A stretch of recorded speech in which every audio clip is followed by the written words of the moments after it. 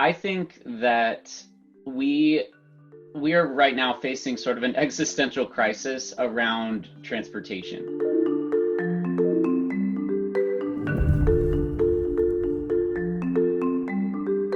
Even to the non-professional, architectural models have a magical appeal. It's the presentation of the possible, imagining yourself in a new place, a carefully crafted environment. Gabe Paez, our guest on this week's UpTech Report, has developed a unique and marvelous way to bring people into these models. His company, The Wild, offers a virtual reality platform that enables anyone with a VR headset anywhere in the world to collaborate with others on architectural models, allowing you and your team to actually be in the space you're designing. It's wild indeed. Gabe, I'm excited to be with you and hear more about The Wild. To start us off, can you go ahead and share the concept of The Wild in 5 seconds, really brief? What is it? So The Wild is an immersive collaboration platform for teams of environmental designers like architects, interior designers, spatial designers to work together in augmented and virtual reality. This has been about three and a half years since you started it. Is this your kind of first venture, starting on your own? What's this process been like as you started it? Well, this has been my first product company, not my first company to run. Prior to founding The Wild, I built teams and to build out software for physical spaces, like interactive touch tables for museums and corporate environments, interactive walls, floors, surfaces.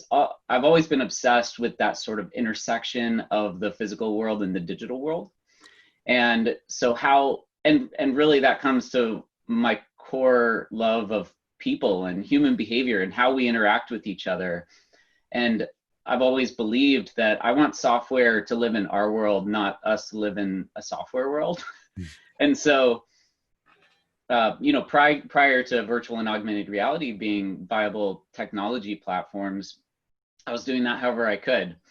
But I knew that once VR really came of age, I wanted to form a product company. I wanted to build it around collaboration, and that was really the founding seed of The Wild.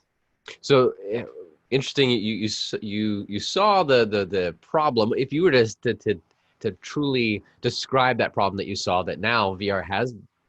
Actually, that's another question. Do you feel it's come of age? How has that solved that problem? Let's look at the problem first. Yeah. So the problem's pretty simple. I think that we are right now facing sort of an existential crisis around transportation. So the 20th century, we built incredible machines to move people across the earth. Cars, planes, trains, really all of that infrastructure that we built to transport people from place to place and fundamentally make the world smaller, like create one world by moving people more efficiently from place to place. But what did we actually do?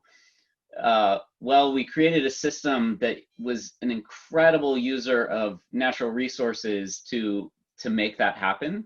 We redesigned our cities around roads and cars and created a physical design of our cities that has more division in it than unification, with the intention of bringing people together. But the result is that we're just, drawing lines across the city.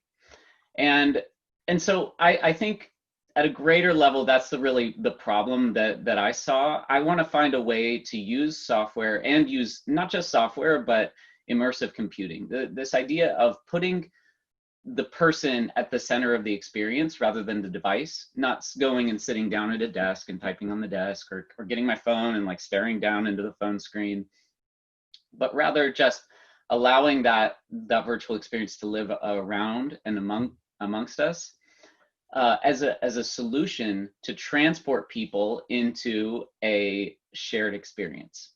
If we walk through the potential flow, then it's like an architect would create a design in a program like what?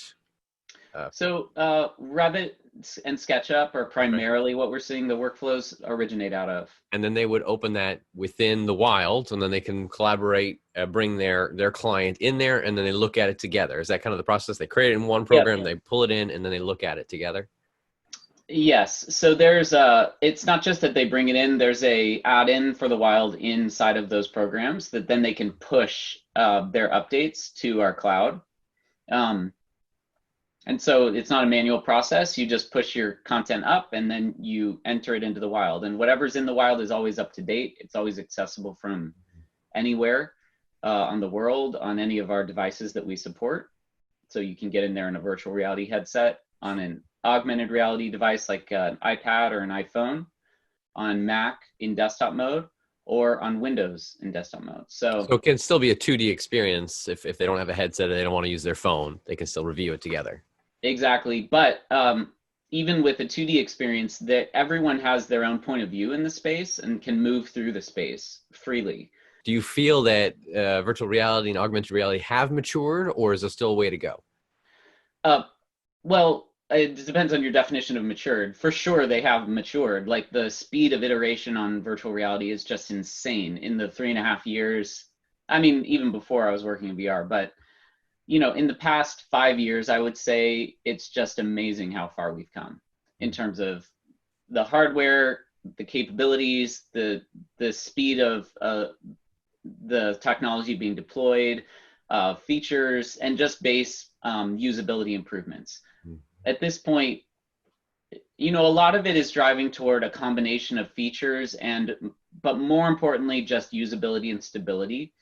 We need to be, and we are driving toward that point where you just put the headset on and it works. Like that's, it seems really quaint to just focus on that. But deploying, I'm always thrilled. Any features that are deployed around just putting that headset on and having it work instantly are terrific for me. What's your business model? Is it simply like a subscription SaaS monthly model? What does that look like? Yeah, so it's a per seat licensing model, and so you pay. It's team based, so you have your company team, and there's a payment method attached to that team, and then you just pay per seat on the team. Gotcha. And then you can invite other guests in to that. Exactly. You invite guests, you can invite viewers, you can invite other team members, editors, contractors. There's a whole content management and sharing part of the wild as well that often gets less attention, but it's really crucial to honestly like deploying it over a lot of different projects and the complexities therein.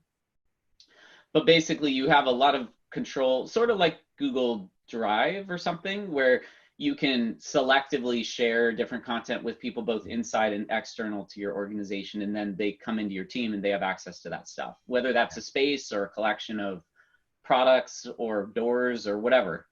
Yeah. So your growth trajectory the last 3 years, you've got a base of clients.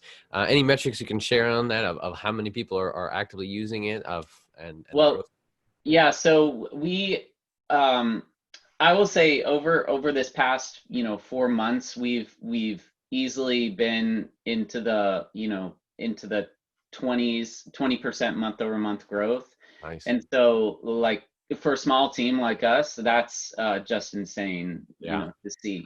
On both, I would say on the customer side, just in terms of sales and getting new teams in, and then we're starting to see that internal growth happen where we've got some teams that adopted the wild in late even mid 2019 in early phase for us. And now they're starting to just rapidly, they maybe adopted like 5 seats and they're starting to expand those out. So that's great.